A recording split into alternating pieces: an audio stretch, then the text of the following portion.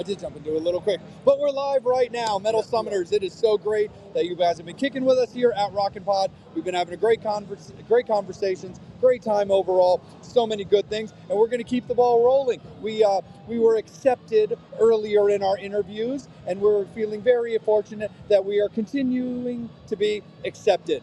Chris Williams, what's up, my friend? Thank you so much for taking some time, and welcome to the Metal Summit. Thank you for having me, man. Happy to be here. Of course, man. Well, first and foremost, Rockin' Pod is so much going on. There's so many shows, there's vendors, there's peers, there's colleagues, there's people that you get to reconnect with and all that. When it comes to something like this that has so much going on, like, how do you look at events like this? Do you enjoy the big atmosphere with a lot going on? I just like hanging out, man. I play drums, Anything past that is cool. The dream came true. I get to tour the world with different bands and heroes and friends, and so something like this is totally cool because I know a lot of people here, and it's just a typical Saturday hanging out, man. I love it. No, it's absolutely. Relaxed. It's great. I get to talk to you guys. Hell yeah. No, absolutely, man. When it comes to actually playing out, and then you get some downtime to do things like this, do you have a separate part of your brain you have to switch into when you're like, well, I've got the buses, the travels, the stage playing, and the sessions when it comes to new music, then I've got downtime that's also mixed with just mingling. Is it all kind of like that same type of feeling for you? No, I mean it's definitely two worlds.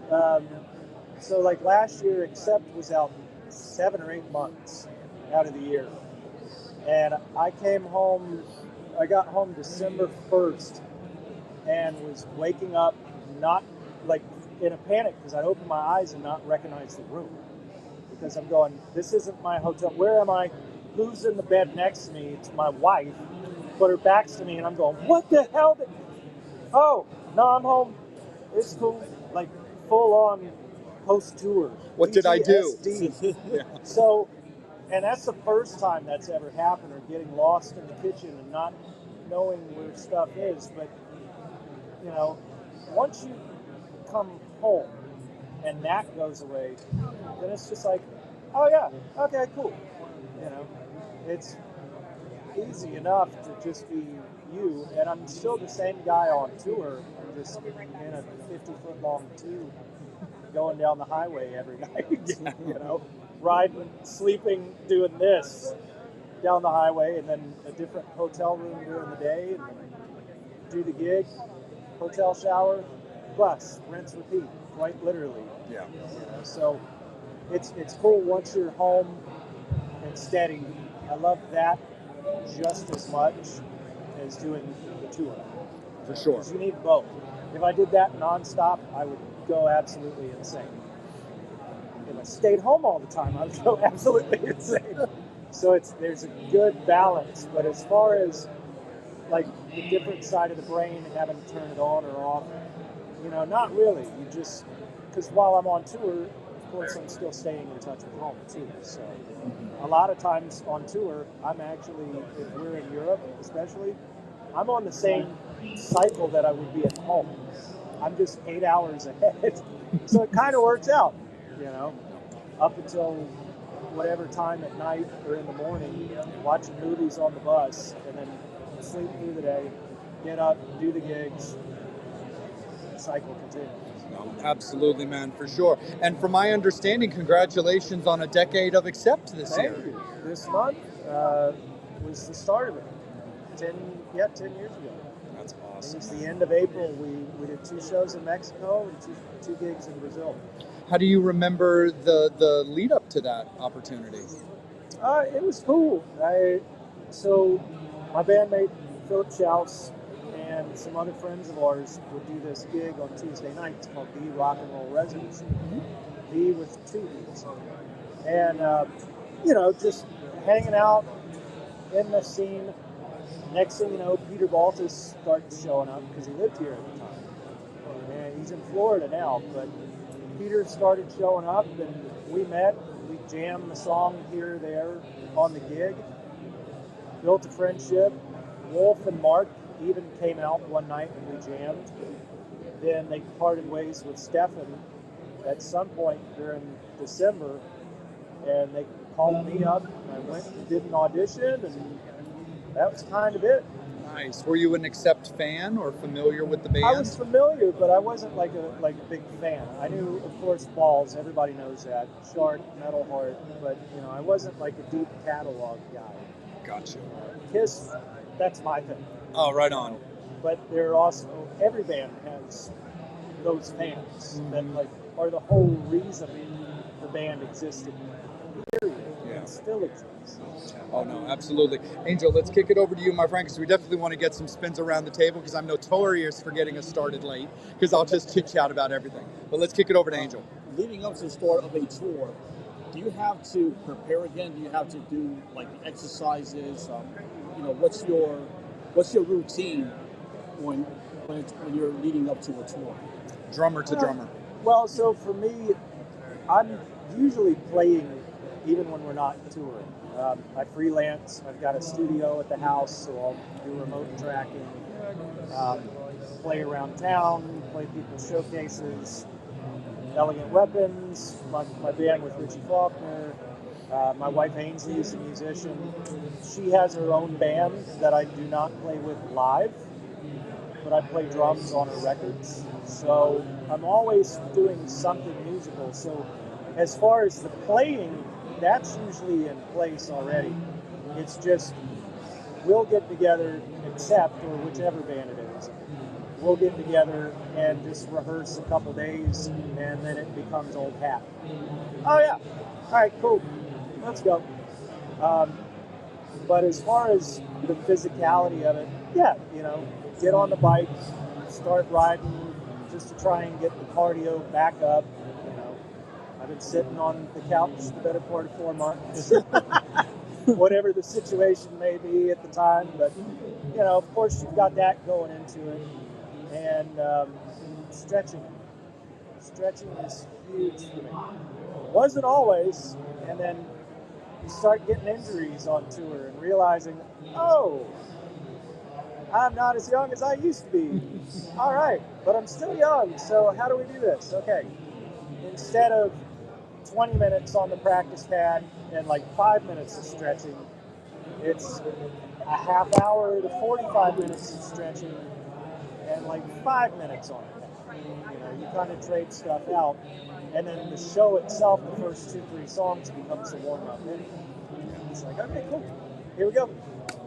2 hours, let's get it on, You're a very interesting bunch, because I see drummers prepare differently.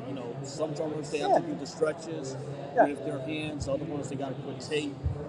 Other ones got to do it on the practice pad. Yeah. So it's always fascinating just to kind of hear how everybody prepares. I'll tape up. I tape my thumbs up. I use New Skin first, which is like a liquid bandage. And I'll put 2 layers of that on my thumbs, because if I don't do that with the 2, like the 3M tough strips or whatever, in 2 or 3 shows, my thumbs will become craters because of blisters. And if I don't pop it, then you get a blister under the blister, and it will literally take a month off the road for that to grow back in. So the beginning of a tour, that's just routine. New Skin, double bandage. You'll still get some rawness, but it saves. And then I'll use it like on the hot points, certain calluses that I know are prone to getting like a blister or a blood blister or something. But yeah, everybody's got their thing. Everybody has the rituals. I share a room with Mark backstage, because there's 6 of us now with Accept.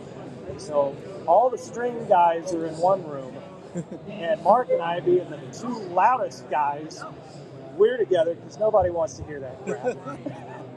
So, I'm stretching, he's warming up. I sing high harmonies in the band as well. So while I'm stretching, I'm doing the vocal warm-ups with him. Then I start banging on the pads. Nobody wants to hear that crap.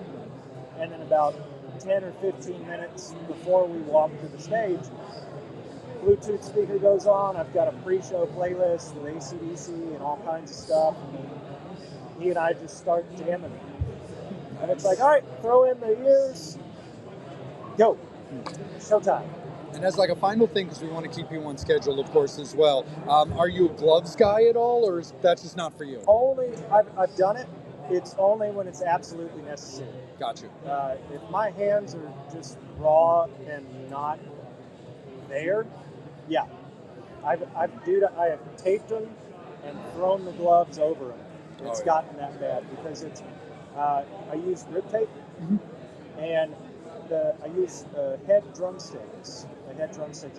They're aluminum at the core, but as much as I sweat on stage, they just go flying. They just go. A lot of guys can use it without it, but I can't. So I put the tape on there, relax grip, but then the tape starts rubbing with sweat and all that, and it's inevitable. So my hands just get chewed up. Even when I was using wood sticks, I tried wax, and then my tech hated that. Because every day he'd be on the rim of the snare drum and the other toms with a razor blade slicing off layers of wax. The cymbals, from doing cymbal chokes and grabbing them, that crap gets everywhere. It's just gross.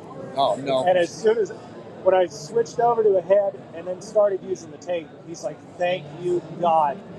Because with the head sticks, you don't get all the wood shavings. So he's having to polish the shells every 2 or 3 shows, as opposed to every single day. Yeah. And you're a drummer, right? Yeah.